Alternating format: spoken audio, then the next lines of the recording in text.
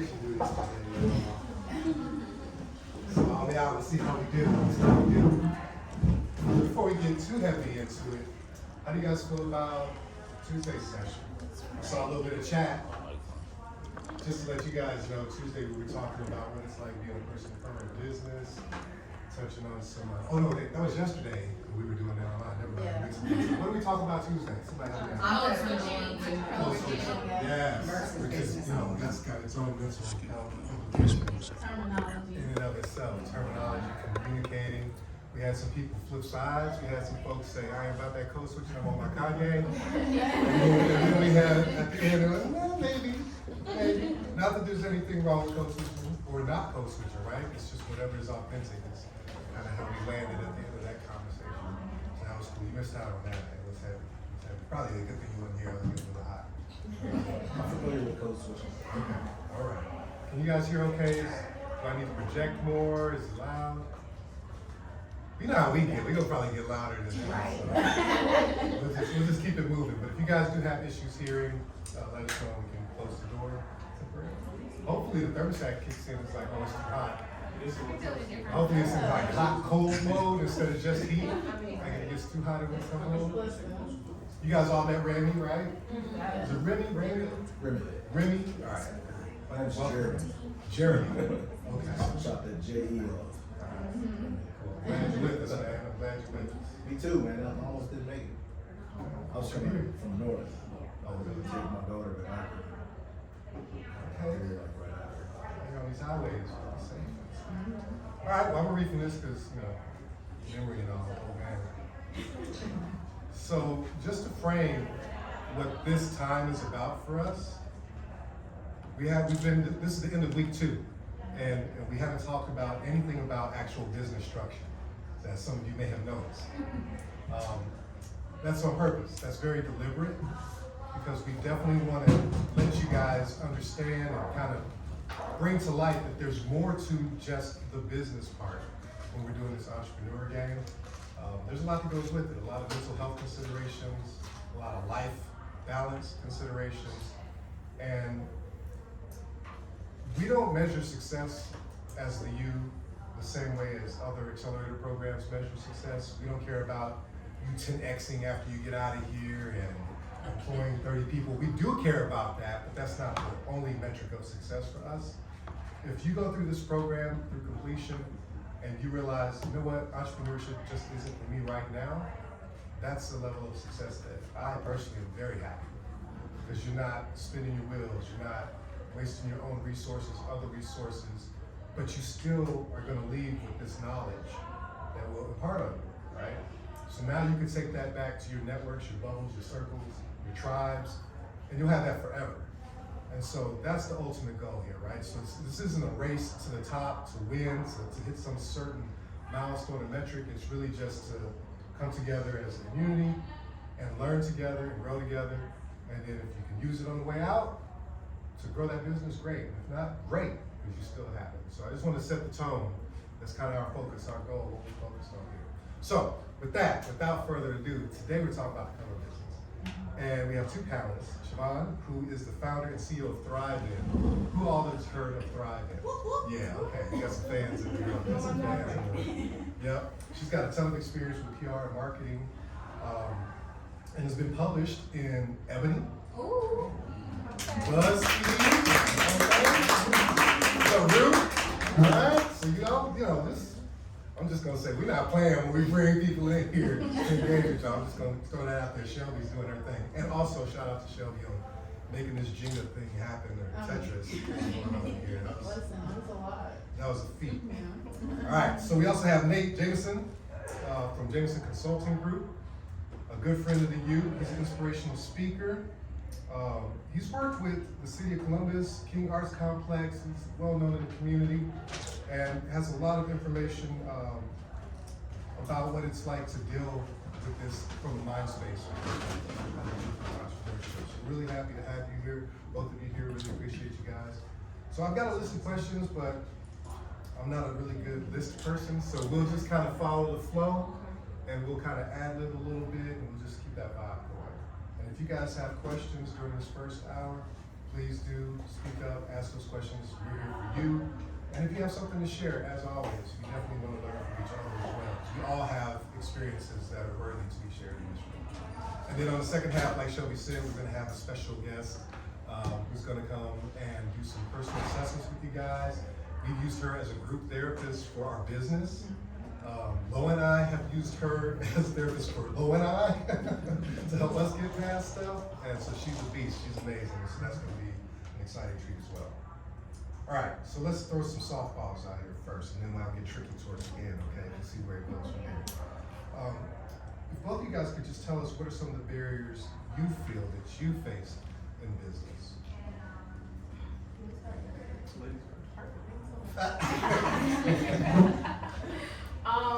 I would say for me, well, to give you background, I worked for like 12 years for a Black female entrepreneur, and so I had a different vantage point of what entrepreneurship looked like, because I worked like locking stuff with her. And so when I went to start my own business, I was very naive and thinking, okay, bet, I know how to get partnerships. I work with all these great brands, Walmart, Shea Moisture, BET, I can call in all these contacts. But what I realized was personal relationships is what really will take your business to the next level. I was, in my former life when I worked, I was very subtle, very in the background, and so I would do all this big brand work and be at these really cool things, Essence Music Festival, but I wasn't connecting with people. And so now when I send an email like, hey, this is Siobhan from such and such company, hey girl, I got this business, they're like, no problem. They're like, there's no extra foot in the door that you get. You have to reintroduce yourself and your brand value proposition and your unique value to us. And so for me, again, I just thought the relationships would come very easy. I thought that it was very much name recognition. I can send an email and boom, things happen. But they take time. People have to know the authentic you. You have to know credibility and rapport with people. You have to know your business inside and out and the unique value you're bringing to your customers and what is your value in even approaching a collaborator. You know, what are they getting out of it? In marketing, we call it the WIFM, what's in it for me? And so again, I just very much underestimated all that it took. With Thrive In, we've been very fortunate we have partnerships with Honda, we just closed one with the Crane Group, we're in talks right now with JP Morgan and Chase, and I tell people, I'm very proud of what we've done, but I'm like, I've worked these relationships for like 2 years, since 2020, I've been knocking on the door, and now I'm like, okay, I'm in there. So I'm like, okay, now the ask will come easier, now we can evolve and expand the relationship. But very, very seldom is it an overnight kind of thing, and boom, I'm gonna get this grant money from the city of Columbus or insert sponsor. So it sounds like that. The barrier in this case was because you already had some inroads and worked in a corporate environment, you thought you had these connections that would just materialize into something. But you learned, like Lo was talking about on Tuesday, like it's about relationship building, right? And that takes time. It's a long game. It's not something that's gonna happen. Yeah, and you see people, social media will have you thinking every good opportunity is a DM away. And sometimes it is, but that is a rarity. And it's in the minority. And I tell people, if you're gonna do that, you gotta be ready when the green light goes. Your business needs to be structured. When it's time to go and perform, you have to be ready. And so again, I just very much underestimated the value of having good relationships that are not just transactional, that are really like transformational for both parties.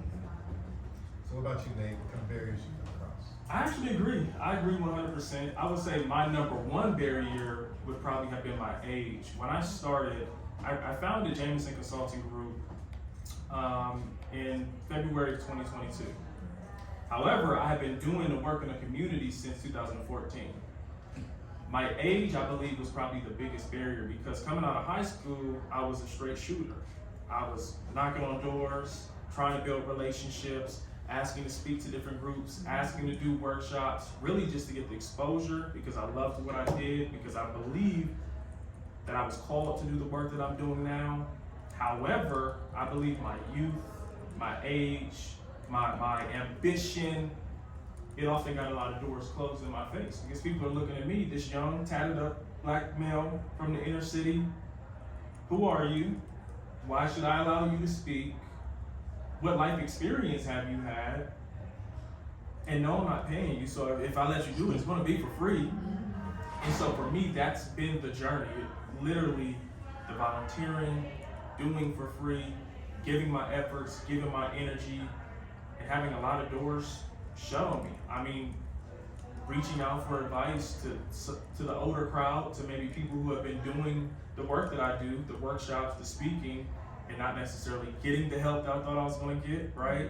And so those have been the biggest barriers.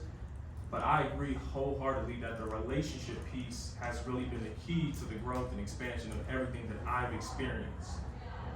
Building relationships with Clark Atlanta or in Ohio State, engagements that people see on social media. Me and Raja, we talk all the time about this. What people see now, the fruition was really built 2 years ago, 3.5 years ago. The stuff that was behind closed doors, going out to lunch, hanging out, having phone calls, Zoom calls, really getting to know somebody, and then asking myself too, what am I going to bring to this relationship? Because it's not just about y'all booking me for a speaking engagement, but what am I bringing of value to our relationship? It's not just me coming and saying, hey, I want to do this, can we do this, can we partner do this, let's make something happen. What is Nate going to bring to the table? How can I make sure I'm beneficial as the person on the opposing end is beneficial to me? And just leveling that. I mean, it's been a journey because it's been just Nate for the past 8 years. I've expanded. I have a couple consultants who also work with me every now and then, but it's primarily been Nate. So just balancing my youthfulness, I'm a little bit older now, but the youthfulness, getting those doors shut, but being resilient. Being resilient. So I'm hearing you can have all the knowledge, but again, if you don't have the relationships, and so you have to walk that path for some time in order to be seen in that space and start to be respected and appreciated. And also, you've got to give more in the beginning so that you can get more on the back end. Yeah. I mean, it makes sense when you hear it, but when we're moving in that space, we don't always think about it like that. We don't always hear it. So you mentioned race, and I think you might have mentioned gender, but it wasn't framed in a way that it was a barrier. And we talked about how race can be a barrier or a benefit. How do you guys feel race impacted, and gender, since we do have mostly women in this class, how do you feel like race and gender had an impact or has been having an impact on this journey? I think the tide has shifted. I always point to, are you guys familiar with Zora's House and Elsie Johnson? Like the murder of George Floyd, as tragic as it was, she capitalized and the climate, the culture changed swiftly.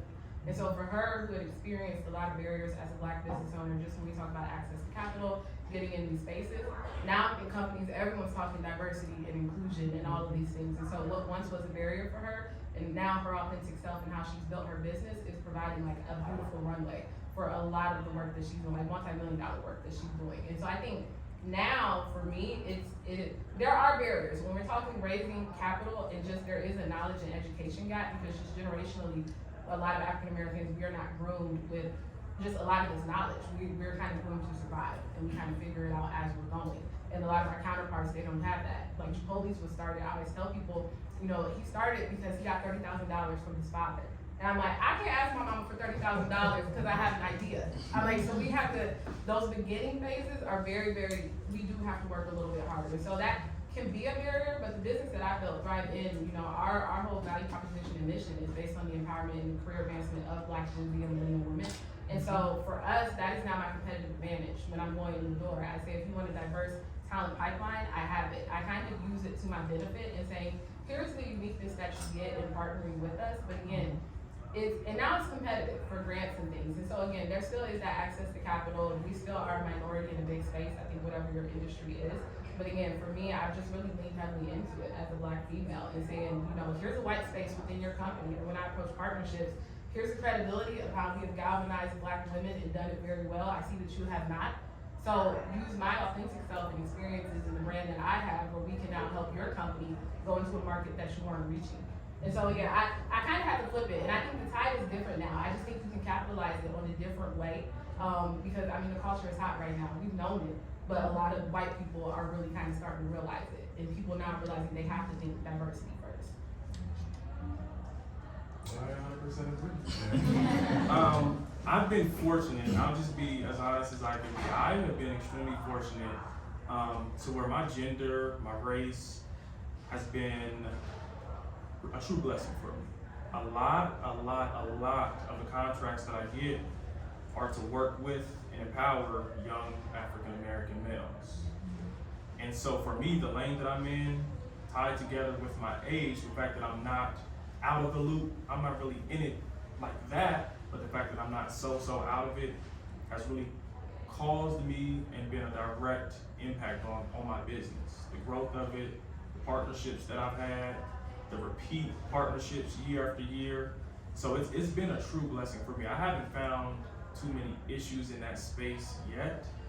And honestly, when I'm in different schools, I do a lot of work in Columbus City schools, but branching out into other school districts, Reynoldsburg, Pickerington, they're welcoming it. I don't know if it's the idea of increasing the diversity and inclusion that they have within those buildings, that combined with the need, that the young men in particular need at the moment, but it's been a real blessing for me. It's actually helped propel me. Yeah, now what I will say can be a barrier. If you are a black business marketing to black people, it's one thing. But if you are a black business and you need to create allies and some synergies with like predominantly white organizations or audiences, what I have experienced is you do have to prove your credibility a little bit. So for example, I was in a meeting about a month ago with United Way of Central Ohio, because we're going to create some programming for them. And so they told us, they were like, Rashawn, we had a lot of community and urban, businesses come to us and ask for grants and things. And they said, a lot of times, I just don't think they're ready to partner with us. They don't know the lingo, and we give them $10,000 and they don't know how to use it. And so instantly in my mind, I was like, okay, I have to kind of assure them in a way that we are not like your past experiences, and your past experiences are also not reflective of black entrepreneurs as a whole. And so then we had this whole thing. By the end of the conversation, I convicted them. So I was like, if you don't want to be racist, you gotta work with me. But you do have to show up almost that much tighter, because there is that perception that sometimes, because we are black business owners, when we are looking to scale up and expand, that our credibility may not be the same, that our business acumen may not be the same. And so for me, even when we talk about code switching, I know when I have to use my business words and go in very business focused meeting. I know when I can kind of, hey girl, and get a little bit more relatable. And so white owners, they oftentimes don't have to do that. A lot of times their business can sell itself. And so again, it's just unfortunately we do it, and it's been like this for generations. We kind of have to show up that much tighter as we're looking to grow. So you mentioned code switch, and you nodded a lot when you said that. Can you elaborate a little bit more on exactly how you had the code switch, and just how that materialized, and then does it have an impact on you? Either one of you, does it have like a mental impact to have to do that, or is it just like, we're in season, so it's like I can kind of Kanye this in a way and just get what we need. How did that look? I look at it as, for me, I look at it as you have to do what you have to do. I think there's a time and a place with certain terms, terminology, the way you carry yourself, how lenient and loose you can be in certain meetings. Yes, it was uncomfortable initially, especially as I was coming up in my early 20s. However, now I embrace it, I accept it, and for me, I'm looking at the long run. I mean, if I have to, kind of switch up a little bit or dress a certain way, carry myself a little different way, I have to do what I have to do, because what I'm bringing to the table, the impact I want to make, it's worth it. And for me, at this point, I'm not going to sacrifice my pride or my ego or not wanting to adjust in a meeting or in a certain space just out of my pride. You know what I mean? If that's going to cost me getting a contract or something. So for me, I handle those situations when I have to handle them. I'm in different school districts right now, so you definitely see the difference when you're in meetings with administration, staff members, counselors. You see an extreme difference. However, I accept it and I embrace it. Initially, it was a bit uncomfortable. Initially, I didn't want to, because I'm like, I'm Nate Jameson, right? Like, I'm gonna be me all the time. I'm gonna be authentic. I'm not switching nothing up.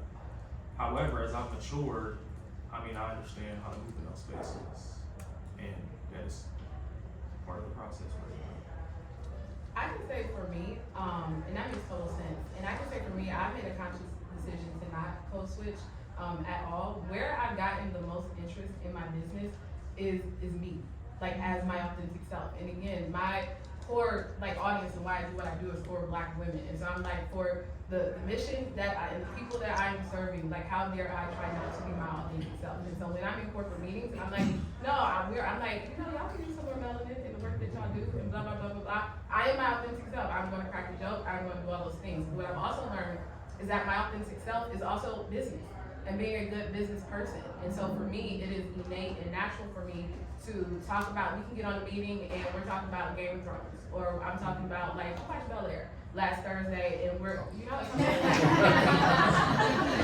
we will start with that, and I'm like, we could be very colloquial and relatable, but I'm like, if you wanna get business, again, my natural self, and I have the credibility and the receipts to show it, we can talk core value proposition, we can talk marketing strategies, we can talk KPIs, and all of these words that I know that you use, I know them too. And again, I just think part of being a Black person is we have this kind of, it's one of our superpowers. I think to be agile in very what can be uncomfortable spaces. It's a learned behavior. It took me a long time to learn how to do it and to really do that. Because you have to be confident in yourself. You have to be very confident in who you are and the value that you're bringing to the table to show up as your authentic self and know that that by itself is enough.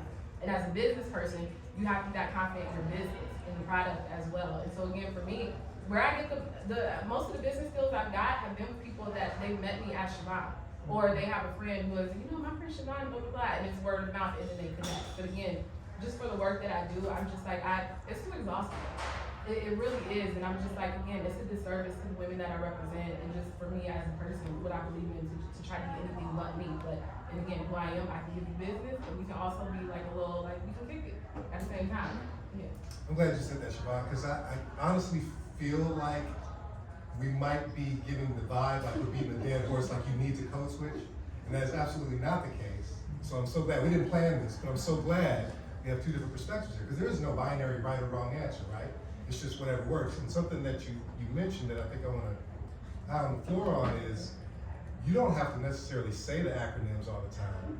What's important is knowing them. So if you know what they mean when they say KPI and P&L and MRR, you can come back and however you want. You don't have to repeat or use those acronyms, right? So by all means, just be smart enough to know, be well read enough to understand what's being said in those rooms, and then continue to be your authentic self. Oh yeah, I tell people all the time, I love Ryan Coogler because, y'all know who Ryan Coogler is, right? And I'm like, because if you hear him talk, he is the blackest sounding man ever if you talk, but I'm like, he's done Oscar nominated work. And he has like wrote like Black Panther 2 and all of these things. I'm like, his work speaks for itself. So when your work is that tight and credible, you can be whoever you are. That's why Mark Zuckerberg, I'm like, he's a white man, will show up to meetings in hoodies and all of these things. But again, your work precedes you, and that is your reputation. And so when that is solid, you have that much more ability to kind of lean comfortably into who you are. Yeah. I was going to give an example of someone like that, if you hadn't gone the route you did. But I'm glad you did, so I'll keep it moving, So let's get off the code switch for a bit, because I think we beat that horse dead. One of my favorite But topics. thank you for that. So what are some things that you think, or that you wish Black businesses knew that would empower them? Like, what are some information Black businesses should be aware of that you think they aren't, that would be very empowering? It's a tough one, right? I'm gathering my word. Yeah. I think that social media, especially with a lot of younger entrepreneurs, I think that we're so much in this like wellness, balance, and mental, and which is all absolutely true, and you have to have it. But what I also tell people, and particularly Black business owners, is that you have to be very clear on the level of success that you want. And if you are wanting to have a lit bar and a honeypot level business, and you're wanting to have a business that can support a team of 10, 15, 20 people, your balance is gonna ebb and flow. But you are going to have to grind it out and work harder than the average person. And you have to be okay with that. To whom much is given, much is required. And so if we are asking the universe for these really big things, we can't just you working 6 to 8 hours a day, that might not be enough. For what you're telling me, if you just wanna do a side hustle, 4 hours every night, or on your lunch break, posting to Instagram and doing some other things might be enough, and that's fine. But you have to be very clear on your goals. But I meet a lot of business owners who are newer and who are younger, and they want it all, but they want to do the least amount of work. And I'm like, that's not going to work. I'm like, what's going to happen is if you get what you want, it's going to overwhelm you, and you're not going to know how to do it. You also may enter rooms with this sense of entitlement as well. But again, I'm like, if you look at successful people that you admire, you move a little bit different than most people. And again, you can still have balance, you can still have wellness, but you are gonna have to redefine it in a way, and there are gonna be moments where you are gonna have to put in a little bit more work, and you have to be okay with that. You can't get resentful with that, you can't get bitter with that. As an entrepreneur, I tell people, you know, a lot of times we're doing this to create generational wealth for our families.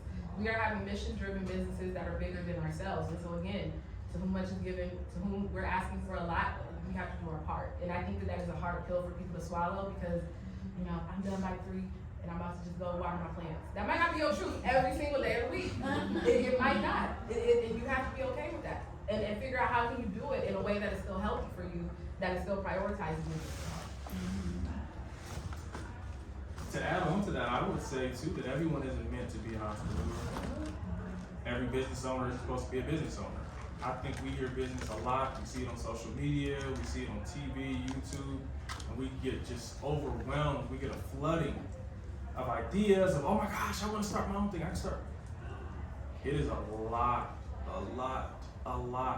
more that goes into ownership, having your own. Like if I don't work, if I don't get contracts, if I don't partner, I don't eat. My mortgage and everything, it's not getting paid. I think for me personally, I knew that I was destined to be in business. I grew up, my mother, seeing her 20 years on her own. I was there with her. She was letting me run her store. She had a consignment store in Bexley. Judy's as good as new, 20 years. Owned one in Gahanna for like 5 years. I believe it has to be embedded in you.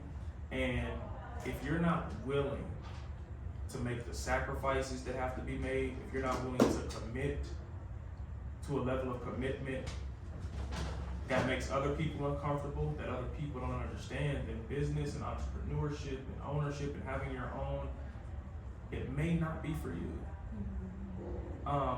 I cannot tell you how many people I know who have businesses or who own something or who have this program or this LLC or this, and it's just, I believe you truly have to be wired for this.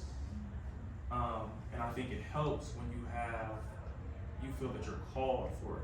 When you feel like what you're putting out, what you're giving, the product, the service, the good, is going to benefit humans, is God-given, or whatever you believe in, and that is larger than you. Similar to what you said, the level of success is going to depend on the level of commitment that you have. And I believe power is in partnership as well. So for those who are new in business, everything that I have has came from partnerships and from relationships. Everything. Contracts, speaking engagements, workshops, everything has came from relationship and partnership. There's a quote that says, if you run fast, if you want to go alone, move. If you want to move fast, move alone. If you want to move far, move together. And the older I've got throughout my 20s, the more I begin to really understand what that looks like. And even having people in your corner who sharpen you in your business. My big bro is a successful realtor.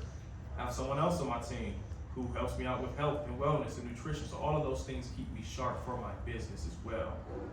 And so being conscious and aware of the people that you have around you on this journey is going to have a huge impact on your business and the outcomes you get as well. So those are some things. And then the last thing I would mention, and I see it more with Black entrepreneurs sometimes, is you gotta know your stuff. And it sounds like very baseline, but you have to know your industry. I tell people all the time, if I'm an outsider to your industry, I should not know more about your industry than you.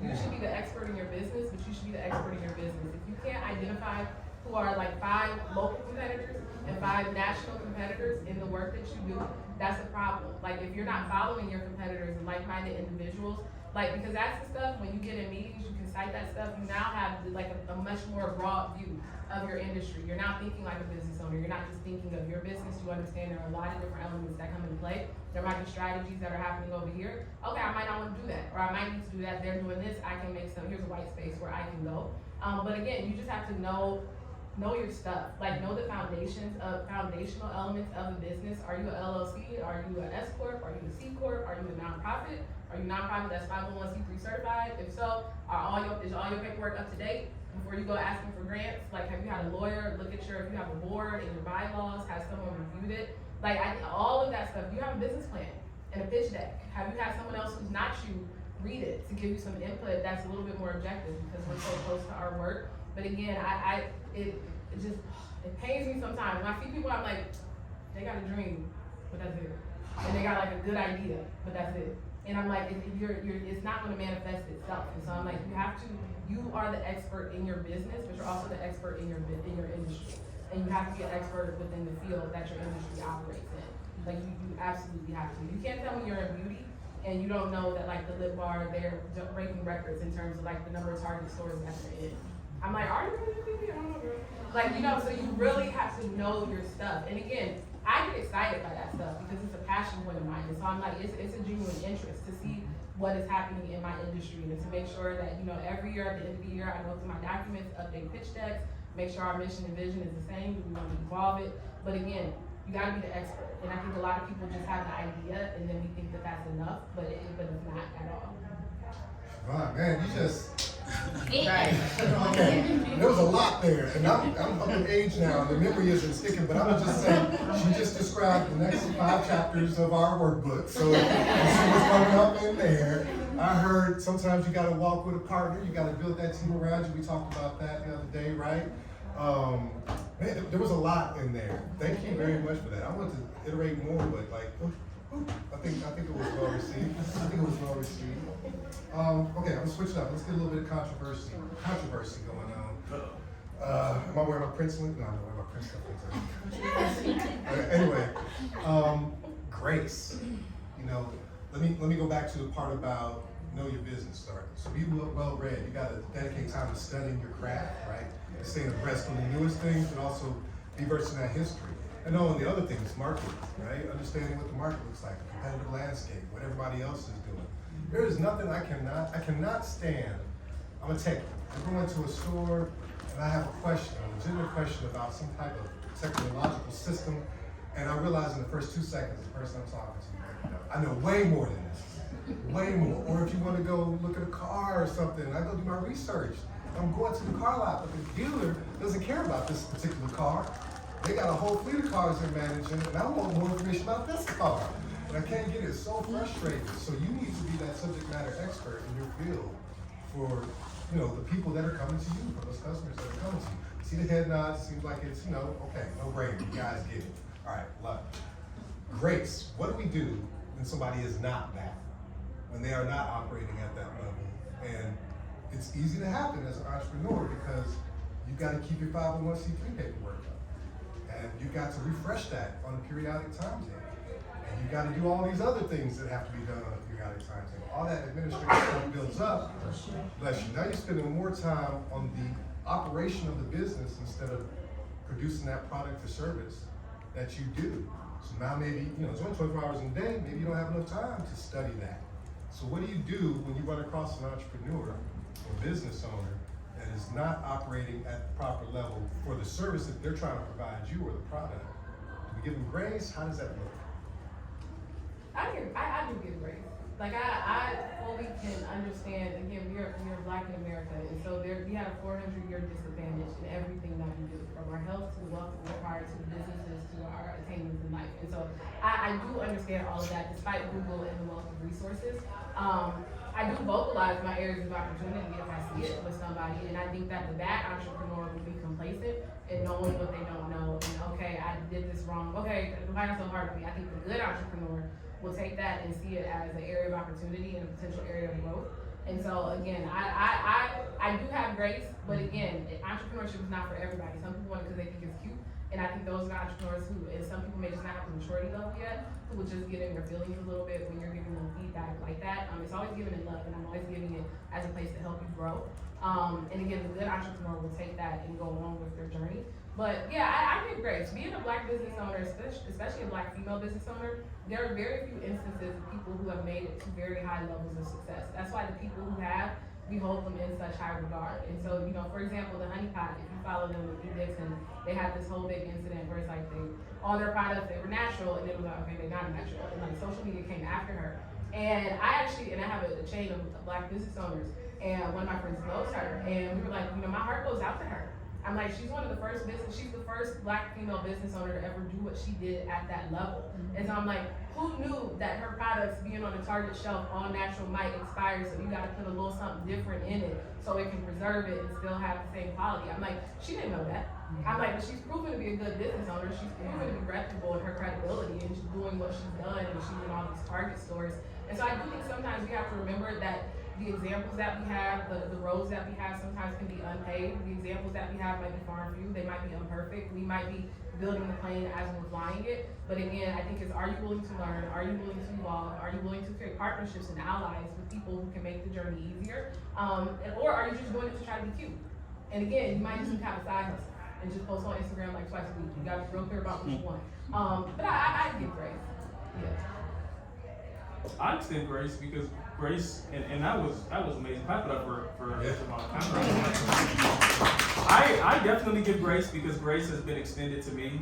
I know for a fact when I was starting out in 2014, I was a hot mess. I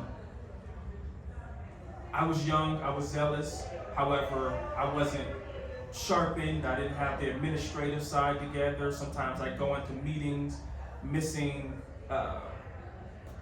resume, cover letter, just a mess. And so for me, I do extend grace. However, can we have some real talk in here? I have had some of the worst experience in business with our people. Most recently, I got a payment for some services that I had completed, but I was missing an entire invoice, within the payment that I received. Communication after that was, I'm reaching out, I'm calling, hey, what's going on? Emailing, calling. Finally get through to somebody and say, hey, you should have a. So for me, I do extend grace. However, I think we gotta do better. I think we have to do better. I think when we say that, Black people can sometimes be unprofessional or just kind of lethargic, it's true. Not in its entirety for all of us, a generality, but it's been difficult. It's been difficult. I found for me that the grace has been extended. However, I keep note of everything. And if that person ever comes to me and asks me to analyze them or talk to them or give them some constructive criticism, I'm gonna be as honest as I can. I'm a blunt person, so I'm not doing it to hurt your feelings, but I'm gonna give you the real. And then I'm gonna ask you, who do you have around you? Because I believe the people you have around you, and if you're trying to do all this alone, no. I believe the people around you have a large impact, even your daily habits on what you're giving or what your business is showing to us in the public. And so I should be able to look at your business, the product, the service, the good, and know, okay, this person has put in 16-hour days. Okay, this person is up on every email, they've dotted every I, they've crossed every T. This person puts the business first. I should be able to tell that. I should be able to get that from whatever you're giving me. The business should speak for itself.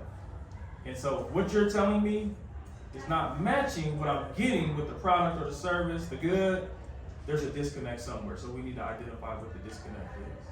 I know for me, preparation was a huge thing, and people have came to me, younger than me, asking me to kind of get into what I'm doing, inspirational speaking, consulting, and I tell them a story about preparation. I think it was a few school years ago, I went to a high school here in Columbus, Ohio.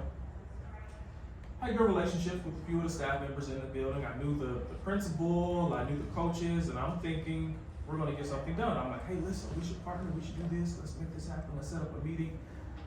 They're like, okay, Nate, we're gonna bring you in. Let's sit down and talk business. Let's talk numbers, what do you wanna do? I present to them a portfolio, they go through it. She says, okay, what's your website? I said, I don't have one. She said, well, I know you're good, but how can I justify paying you and you don't have a website? And I created one maybe 2 or 3 days after that, we ended up getting something done at a much lower rate though, because my preparation wasn't there. And I tell people that story, it may not seem significant, but for me, Nate, you've been doing this for, what, maybe 6 years at that point? You don't even have a website? That's inappropriate. That's offensive. And it's unprofessional. But sometimes we think, okay, I can go in there, we can have a business meeting, and if someone asks me, just off the strength of the relationship, just because it's love, just because I've been knowing you, that it's all good. No, I need to have things set up in front of you as a black woman like I would in front of a white man.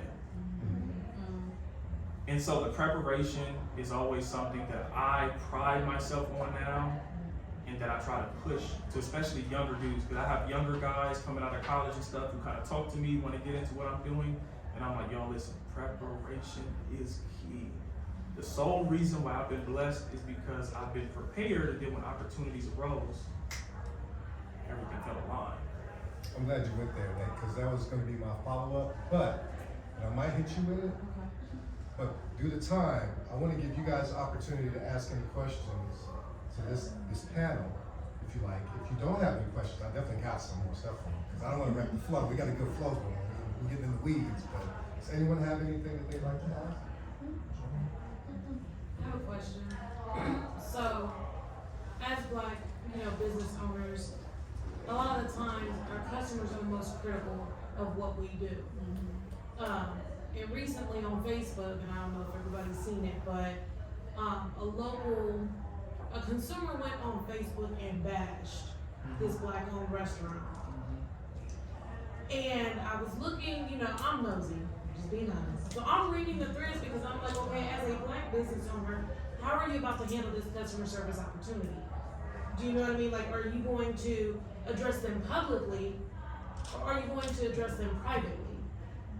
And it kind of just went haywire. Like, I need some customers like they customers because they was going in, like, for this business. But how would you say that you handle those opportunities where it's like, why are we so critical of our own businesses, but we're not as critical of the white-owned businesses? Because we wouldn't go in, we're not gonna go in on Target, Walmart, all these other, but when it comes to us, it's kind of like the expectation is set a little bit higher. Or we go in on them, but we're gonna go shop. Exactly. Do you know what I mean? So it's like, we wanna support our own, but they don't want to support us, but they'll support us until we do something that they can't tolerate. How do you bounce back from that? Yeah, I think it's generational, honestly. I think that we've been groomed subconsciously, like as a community, to put more value on if it's white. And again, a Target has been here for a minute, and so, or there's a black grocery store in Franklin that's been started.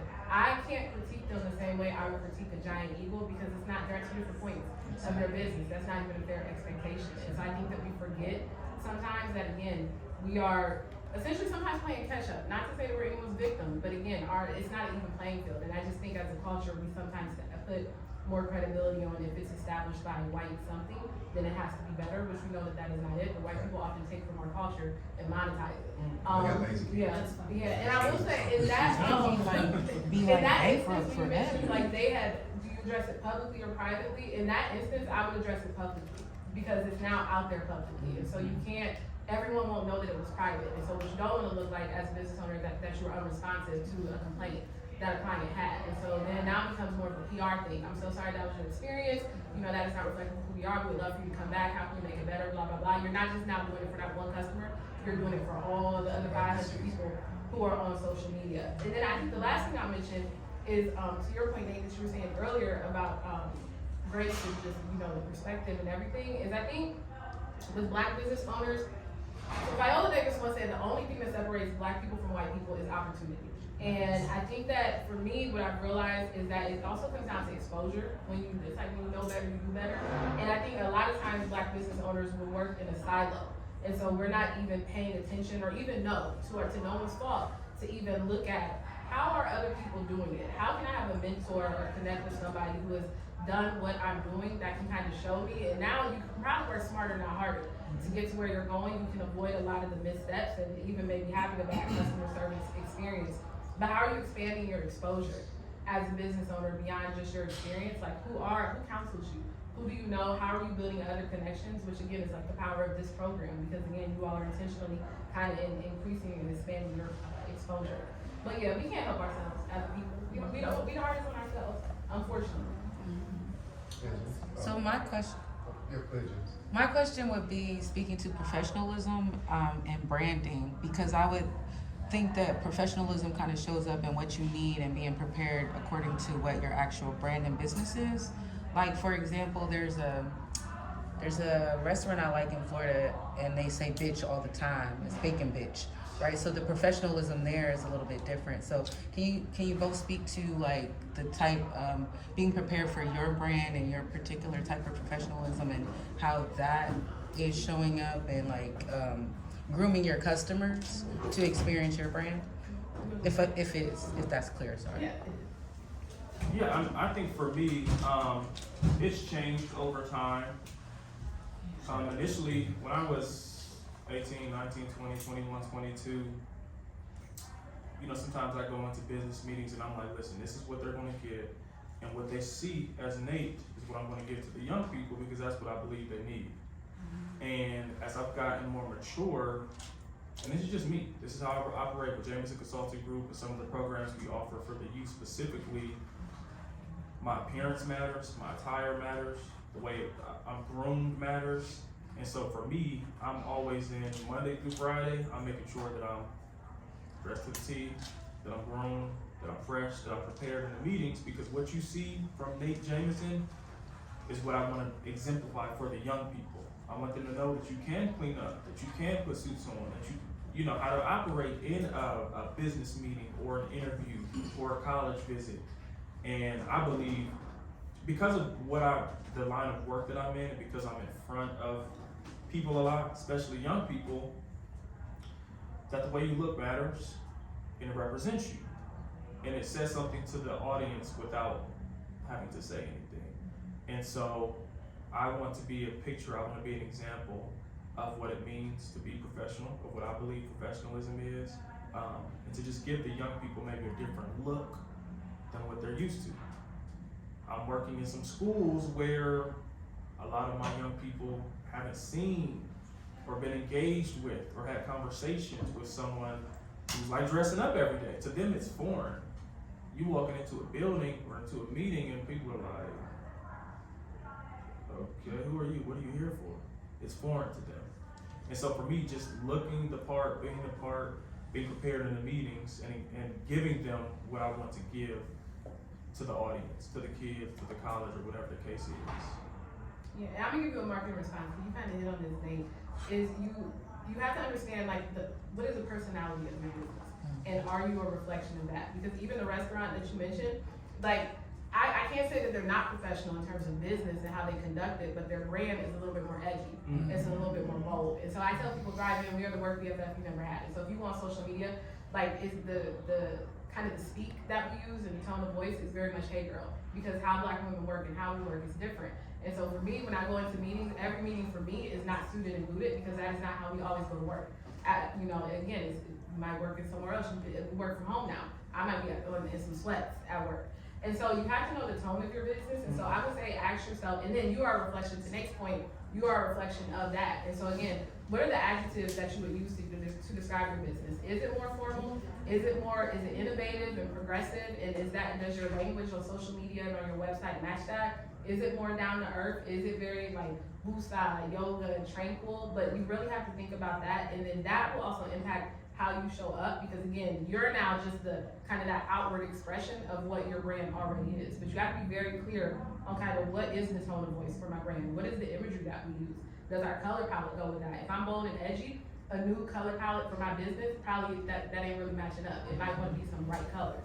And so yeah, really think about that, because that'll help you too. And you can still be professional in all of that, while still being authentic to you and your business. Siobhan, you kind of talked about this a little bit earlier when you were talking about how like nowadays a lot of businesses are like, you know, or a lot of people are like self-care, wellness, and all these different things, but there's a certain level of like hustle that you kind of have to do when building a business. And as someone who is, you know, I teach yoga, art, Black Women in Nature is all about like wellness and all those different things. I know So very well also- who you are. I'm a fan of you. Thank you.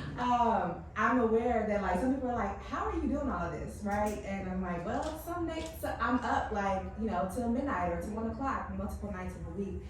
So I'm just curious to hear from either or both of you about like, what was that grind for you, and what was the process of you like shifting to like be full income from entrepreneurship? If you had a full-time job, when did you leave that? When did you know, like, what was that process like? Yeah, so I started formally, like, got serious about my business in June 2020 after the murder of George Floyd, but up until, I worked until November 2020, then I did entrepreneurship for like a year and a half. I had my business, but then I did marketing contract work, and I was like, okay, paying for benefits out of pocket ain't cute. I was like, okay, so now I have a full-time job, and I'm a strategy director at a marketing agency called Ology. And so for me, with my business, and even in the early days, I really had to think about, when am I most creative? Is it on the weekends, in the morning? When can I build time where I don't feel like it's this hard stop that's gonna overwhelm me, where I'm now stressed and I'm kind of doing things out of like survival. I have to get this marketing plan done to respond to these emails. Like, when am I my best self to do the work that I am called to do? But then I also had to find a job that would give me that balance, because like for 12 years where I worked before, it was like grind. So then I would get off work at like 9 p.m. after working 12 hours and get off the flight and then go do like until 3 a.m. And I'm like, that ain't cute either. I don't want that.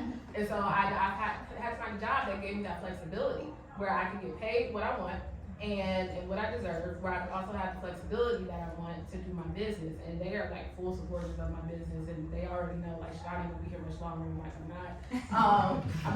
not here. I'm here for a good time, not a long time. But you really have to know yourself, and you have to really think about, again, when can I be most productive and impactful with my business based on all the other demands? And you have to be so intentional with that time. Like, if all you have is 4 hours on a Monday from 8 to noon, you have to be able to kind of cancel out everything else and prioritize, okay, in this 4 hours, I have to get 1, 2, 3 done. You're not gonna get all 20 done, but I can get 1, 2, 3 done, and that will get me to this goal, and then next week I'm doing blah, blah, blah. And it's tough conversations to have with yourself, because life be lifing. And so again, you have to be very intentional with your time. I think if you have partners and friends who can also help you and kind of hold you to that and kind of encourage you to do that, because you might not be able to go brunch, because you gotta get stuff done. And so again, you just have to, you kind of have to know yourself and give yourself that space to make that time. So for me, up until October of 22, I had worked various positions, right, for different companies, but I wanted to make sure that whatever I was doing was flexible.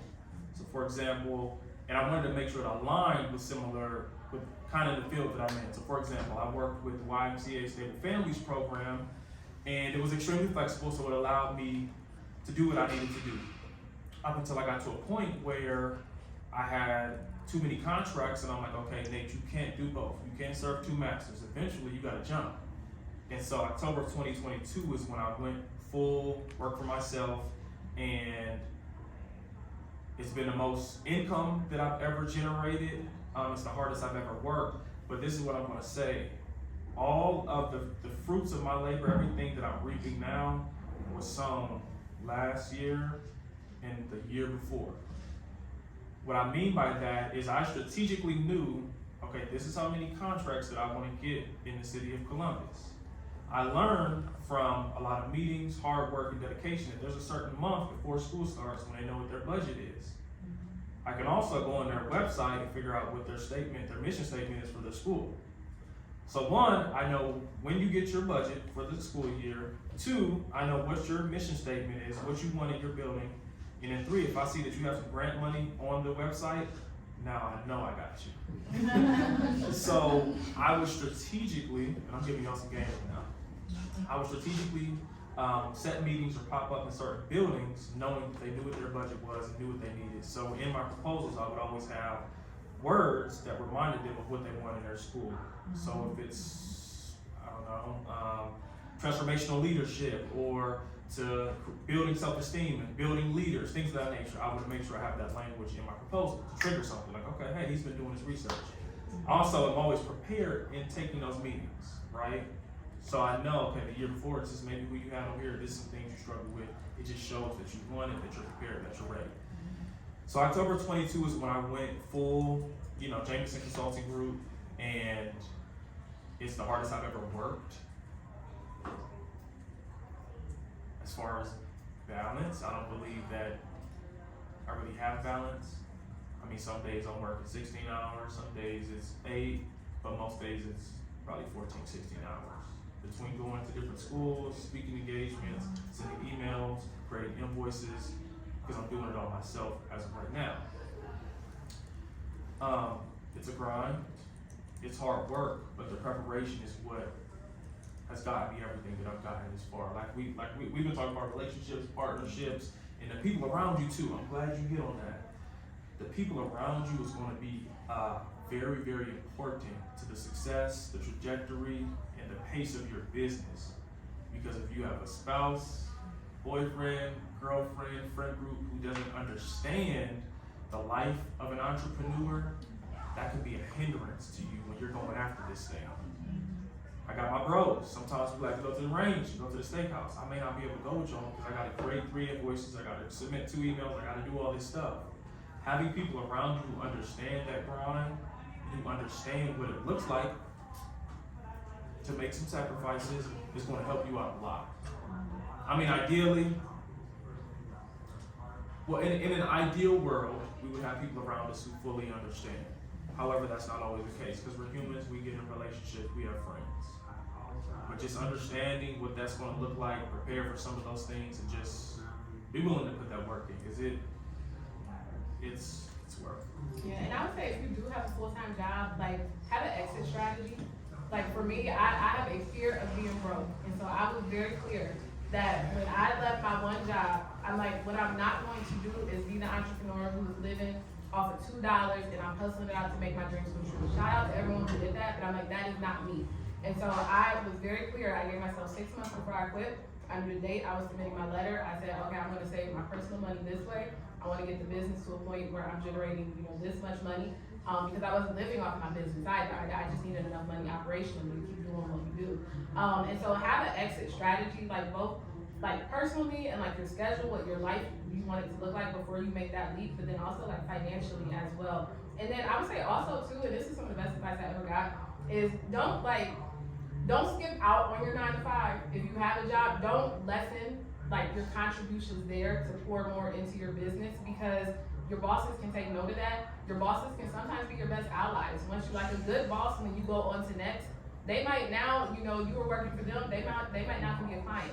Or you might have relationships that you cultivated through that job that you just leaving abruptly or just like, I'm out. Like those relationships, like your credibility is instantly shattered. And so again, have an exit plan and still make sure that you're giving the due diligence to your 9 to 5. Don't overwhelm yourself with your 9 to 5, but still make sure that you are doing what they pay you to do.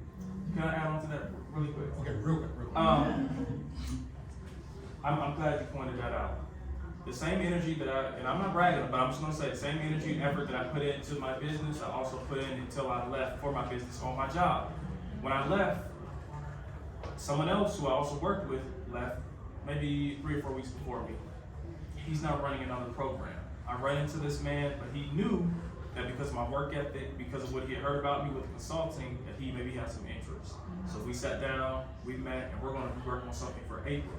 The point is, the work ethic, the good relationships, and leaving on a good note, you never know who's gonna be who's gonna run what, who's gonna be in what position. Small, people won't know.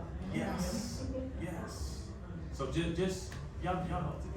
Listen. People make up good and bad things. You guys, we're gonna have to pay you more for this, because you guys hit all the points spot on. It was a great transition to our next part of this evening's engagement. But let's give Nate and Siobhan a hand.